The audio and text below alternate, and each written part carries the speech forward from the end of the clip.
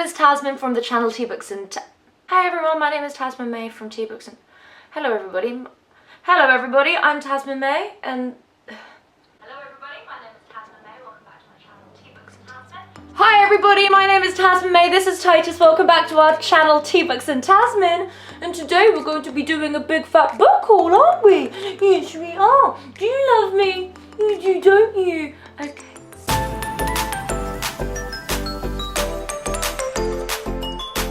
I have so many books, it's actually unbelievable. I have a lot of Fairyloot books, which I will get through first, purely because they're like on the top of my millions of piles over there, but also I do work for them, so disclaimer, I get all of these books for free. These are the An Ember in the Ashes quartet by Sabaa Tahir. They are the Fairyloot exclusives, which have these stenciled edges, and they're all sprayed and they're all signed, and it also came with this exclusive art print as well. All of these books have this sort of design underneath. Actually wait, yeah, I'll show them all. I don't remember the order that these books go in, but I'll show you the order that I think they go in. This is the Naked An Ember in the Ashes. Let's see if we can get that. There we go. That's the thing. I really love these designs. The end pages look like these, and they're really big type fonts as well, which always just makes me feel like I'm reading way quicker than I actually am. I think A Torch Against the Night is the next one. Same stenciled pattern on the edge, and then that is what it looks like naked. Now I don't know which one comes first, so A Reaper in the Gates, A Reaper at the Gates, same stenciled edges, and Naked. I really like that one. That one might be my favourite so far. And finally, A Sky Beyond the Storm, stenciled edge, and Nikki. I've had the first one in paperback from Yalk since like 2018 maybe. So it has been like on my TBR, and now I have all of the books. So I'll probably read it at some point in my life. I've been away for a month and nothing's changed. You're welcome. The next Fairyloot special edition is A Vow So Bold and Deadly by Bridget Kemmerer, which is the third book in the something series, the Cursebreaker series. There we go. Book 1 is A Curse So Dark and Lonely. Book 2 is A Heart So Fierce and Broken, and then this is book 3. I have book 1 again in paperback. It's one of my friend Ilja's favourite young adult fantasies, and I do really want to get to them at some point. I've heard that it's got really good disability rep. I feel like the main character has some form of disability, and I believe it's dealt with well. Oh, and this one came with a signed book plate. Next up is one of my most anticipated 2021 releases, if not my most anticipated book. I don't keep up, I'm not good at keeping up with new releases because I have so many books that if I buy it, it doesn't necessarily mean that I'm going to read it ASAP, but the fourth and final book in the Wayfarer quartet by Becky Chambers, being The Galaxy and the Ground Within. Woo! I didn't realise that this is the final book in the series until I'd got it. And when I say I'm still in mourning, I realise I haven't given synopses for any of the others. I'm not going to bother with synopses for them because I don't really know what they're about. I know this one is the first one at least, is a Beauty and the Beast retelling. Sabaa Tahir's series is a young adult high fantasy series, but I know nothing about the plot.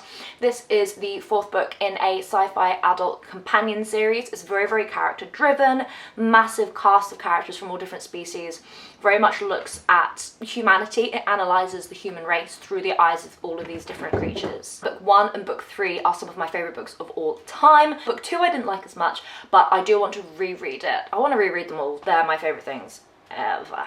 I have the Fairyloot one and the Waterstones one, both of which have these stunning end pages. I wanted to film in the natural light, but it's coming more this way now, which is just kind of ruining everything.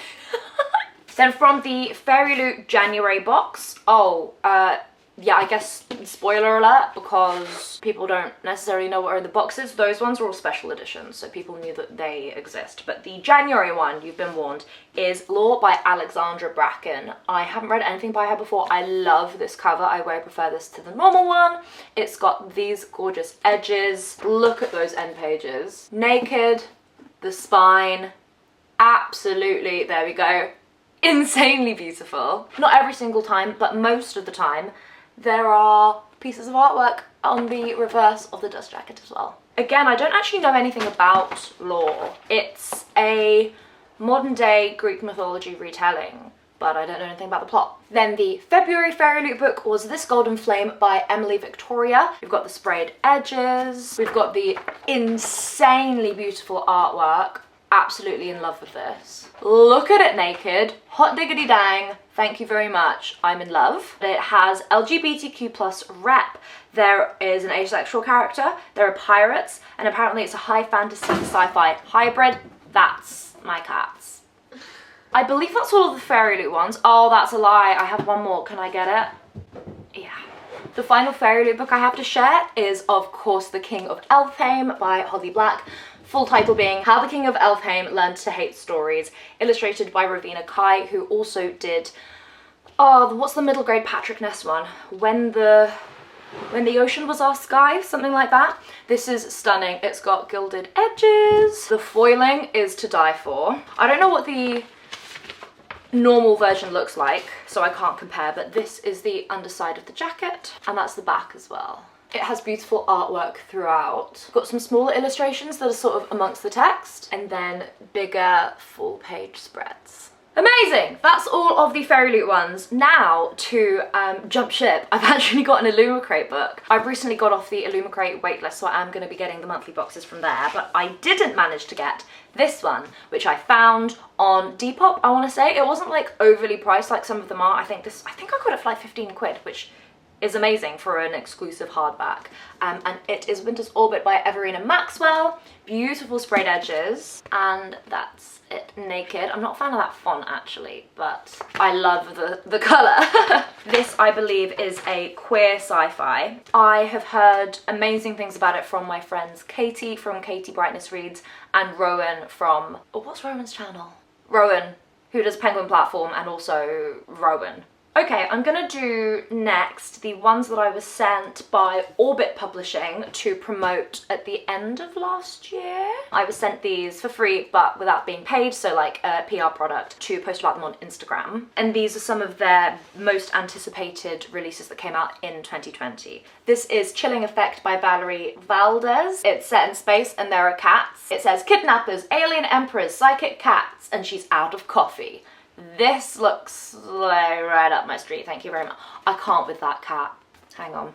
I mean, look at this. The whole cover is absolutely beautiful. Oh, there's another cat. I didn't see that cat before. This one is Nothek Gloss by Essa Hansen. This is, I want to say the first in a series called The Graven. This one is The Wolf of Orin Yaro by K.S. Veloso. I believe this has Asian rep in it. Chronicles of the Bitch Queen Book 1. That on its own is just like, yes please. I've just checked on Goodreads and this has come up as Asian literature, speculative fiction, high fantasy, epic fantasy, science fiction fantasy. All of these ones from Orbit are adult, definitely. The next one is We Ride the Storm by Devin Madsen. This is the first book in a series called The Reborn Empire. This next one is There Will Come a Darkness by Katie Rose Poole, book 1 in the Age of Darkness series. The next one I'm super excited about because I have fancied the author since I was like 15. He's an actor as well. He is in Black Sails, which is what I know him from. He's an Australian actor and now author as well. This is book 1 in his new series, which I don't know the name of, but this is The Last Smile in Sunder City by Luke Arnold. And the tagline is, what do you do when the magic runs out? Final book from Orbit is this one, The Bone Shard Daughter by Andrea Stewart. This is book 1 in the Drowning Empire series and it has queer rep in it. Again, sci-fi fantasy, and again, I've heard incredible things about this from especially my queer friends.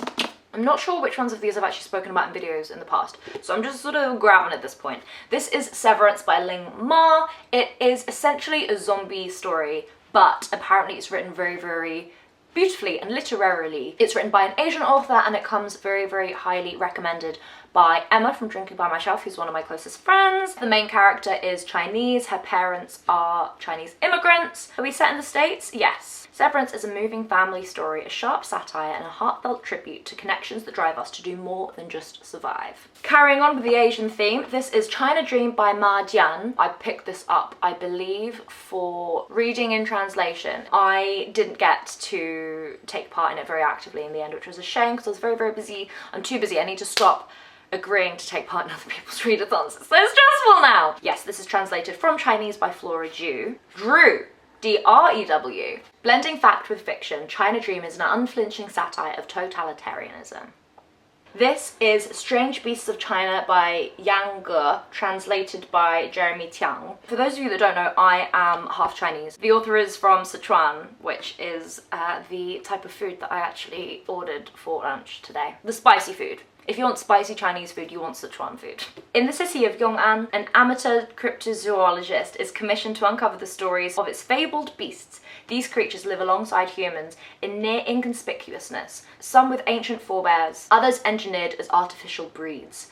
Guided, and often misguided, by her elusive university professor and his scrappy student sidekick Zhong Liang, our narrator finds herself on a mission to track down each species. Part detective story, part metaphysical inquiry, Strange Beasts of China addresses existential questions of identity, being, love and morality with whimsy and grace. That sounds amazing. Next, I have Ted Chiang's Stories of Your Life and Others. This one isn't translated, but he is Chinese American. And this is sci-fi short stories, I believe. I believe. This one is a fantasy, another Chinese translated book by Jin Yong, A Hero Born, book 1 in the Legends of the Condor Heroes. I believe there are something like 7 books out in Chinese, but only the first 3 or so have been translated into English. China, 1200 AD. The Song Empire has been invaded from the north by its warlike Jurchen neighbours. Half its territory and its historic capital lie in enemy hands. The peasants toil under the burden of the annual tribute demanded by the occupiers. Meanwhile, on the Mongolian steppes, a disparate nation of great warriors is about to be united by a warlord whose name will endure for eternity. Genghis Khan. There's more blurb, but I'm not going to bore you with that. The final book that I bought for the translate-a-thon that I didn't read in is Eileen Chang's Love in a Fallen City. This version is translated by Karen S. Kingsbury and Eileen Chang. Okay. The works in this volume show Eileen Chang's brilliance in the short story form. Through fascinating evocations of the cities of Hong Kong and Shanghai in the 1930s and 1940s, she provides revealing glimpses of Chinese life, both traditional and modern, as she depicts a world of concubines and opium addicts, fast living and family affairs. I love books that deal with affairs. I got this next one actually in Sainsbury's because it's a book that I've had my eyes on for a while, but it only just came out in paperback. And that is The Other Bennet Sister by Janice Hadlow. Again, I think I heard Emma talking about this on Book Break. This follows the sister Mary Bennet from Pride and Prejudice. Because of course when we read Pride and Prejudice or watch Pride and Prejudice, we think, oh, Mr. Bennet's like really, really funny, when actually he's a bit of a shit parent to everybody that isn't Lizzie. Like, she is such the favourite. This, I believe, covers the end of Pride and Prejudice and also her life after Pride and Prejudice, and is apparently very good. Next book I have is Boy Parts by Eliza Clark. This is a literary fiction book that I am going to read the blurb from for you now. Irina obsessively takes explicit photographs of the average-looking men she persuades to model for her. Placed on sabbatical from her dead-end bar job, she is offered an exhibition at a fashionable London gallery, promising to revive her career in the art world and offering an escape from her rut of drugs, alcohol, and extreme cinema. The new triggers of self-destructive tailspin centered around Irina's relationship with her obsessive best friend and a shy young man from her local supermarket who has attracted her attention. Next, I have Pet by Akwaeke Emezi. This is a fabulism young adult book that deals with race and gender. Next few are 2 books out of 3 that I bought, but the 3rd book wasn't the matching edition that I had bought. And they are the newish US covers of Graceling and Fire by Kristen Cashel. Fairyloot have recently announced, and have now actually sold out, of our exclusive Graceling editions, different covers to these. And it reminded me that I really wanted to get hold of these because Graceling was the first ever high fantasy book that I read, young adult, this series. They're companion books. The 3rd book is Bitter Blue. I really, really love them. They're still very, very popular today. The 4th book, Winterkeep, is coming out, and I want to get that in this edition too. And I'm very, very excited that I own these because they're stunning. Am I going to tell you what it's about? No, you can Google it. Just know that I recommend it. Next up, I got a secondhand copy of Byron, Life and Legend by Fiona McCarthy. I wanted this specific cover because I don't like the rebranded like hardback that's come out, but it's a really battered old library copy, which to be honest I'm not that mad about really. I might see if I can try and peel off the plastic, but then again that might just ruin everything. But I got this just for a few quid on Amazon because before Christmas I finished reading I, Ada, which is a young adult kind of retelling about Ada Lovelace, who is Lord Byron's illegitimate daughter. No, legitimate daughter. She's the legitimate one. And I really enjoyed it. It wasn't what I wanted exactly, but I did still enjoy it. I decided to pick this up because I want to learn more about all of them. All of them, all of them, all of them. I actually think I do have a book about Ada Lovelace in that pile somewhere as well, so let me just grab that. This is Ada Lovelace, The Making of a Computer Scientist by Christopher Hollings, Ursula Martin and Adrian Rice. Hardback, very little. I was very annoyed at how short it is when it arrived because I think I paid something like 20 or 30 pounds for it. It has a lot of photographs and kind of prints of things from her life. Very beautifully done. Very, very short and a lot of money. So I will report back at some point as to whether or not this was worth it. There's also a really amazing documentary about her which I watched on YouTube, which I will link down below if you want to learn a little bit about this super cool badass bitch of a woman. I love her. Oh my god, I should have specified in case people don't know. Non-fiction, real people from history. Lord Byron is like a really famous poet, and Ada Lovelace was one of, if not the first ever computer programmer, as in she developed the theory behind computer programming. Unfortunately, she wasn't recognised as the first ever computer programmer until literally like the last 10-20 years. It's infuriating. A man got all of the credit because of course, but now she is finally being given the recognition that she deserves 200 years later. The next few are ones that I got myself for Christmas with a gift card that my dad gave me. And they are K. Tempest's On Connection. This is a meditation on the power of creative connection. Drawing on 20 years experience as a writer and performer, K. Tempest explores how and why creativity, however we choose to practice it, can cultivate greater self-awareness and help us establish a deeper relationship between ourselves and the world. I've read one of their poetry collections. Jean got it for me a few years ago, last year rather. Hold Your Own, that was it, the poetry collection called Hold Your Own, which I absolutely, completely and utterly adored. Next, I have a signed copy of The Harpy by Megan Hunter. This is one that I have been aware of since it first came out, but it's one of those books that I was like, I can't quite justify buying it because I have so many other books, and that's the same for the next few as well. But because I had a gift voucher, I was like, well, no justification needed. This is a literary fiction book, and I believe it deals with adultery. Lucy works from home but devotes her life to the children, to their finely tuned routine, and to the house itself, which comforts her like an old sly friend. But then a man calls one afternoon with a shattering message. His wife has been having an affair with Lucy's husband, Jake, and he wants her to know. The revelation marks a turning point. Lucy and Jake decide to stay together, but, this is the tea. In a special arrangement designed to even the score and save their marriage, she will hurt him 3 times. Jake will not know when the hurt is coming, nor what form it will take. As the couple submit to a delicate game of crime and punishment, Lucy herself begins to change, surrendering to a transformation of both mind and body from which there is no return. Oh! See, whenever I look at it, I'm like, what are you about? I don't remember. I remember that I was interested in you, and then I read the blurb and I'm like, Nisha Dolan. This is I Wanna Say You're Queer. Ah, yes, it is queer. I was right. Yay. So the main character, Ava, moves to Hong Kong at the age of 22 and she falls in love and it's queer. Apparently it's very good. And I got the exclusive sprayed edged edition because I love sprayed edges.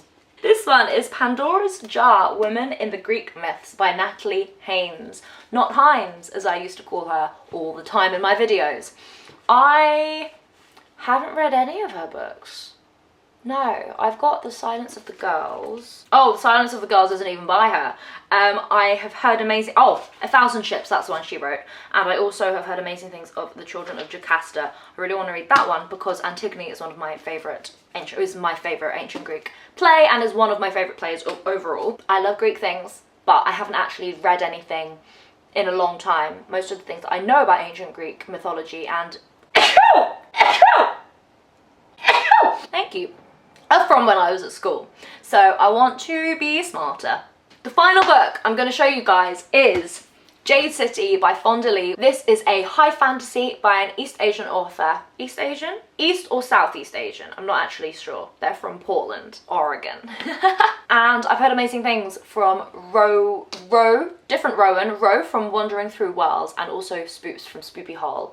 This is my March and April Patreon book club pick, so if you want to read this with me, come and read it with me. The links and things are down there. I know that they get powers from Jade and stuff, and Jade is famously a Chinese precious gemstone. I wear this all the time because I really miss my family, because I was meant to be back in China a year ago and then I wasn't there because COVID. So I'm gonna read this instead of hugging my loved ones. Thank you for watching this video. I might do like a kind of life update video at some point. I am doing one over on Patreon, like ASAP, and I'm also going to be uploading a chatty video about me talking about the Midnight Library, which was our January and February book club pick. Thank you! Everything is down below. I'm active on Instagram more than I am here, so if you want to see my face, go there. Also, I'm going blonde soon. Yummy!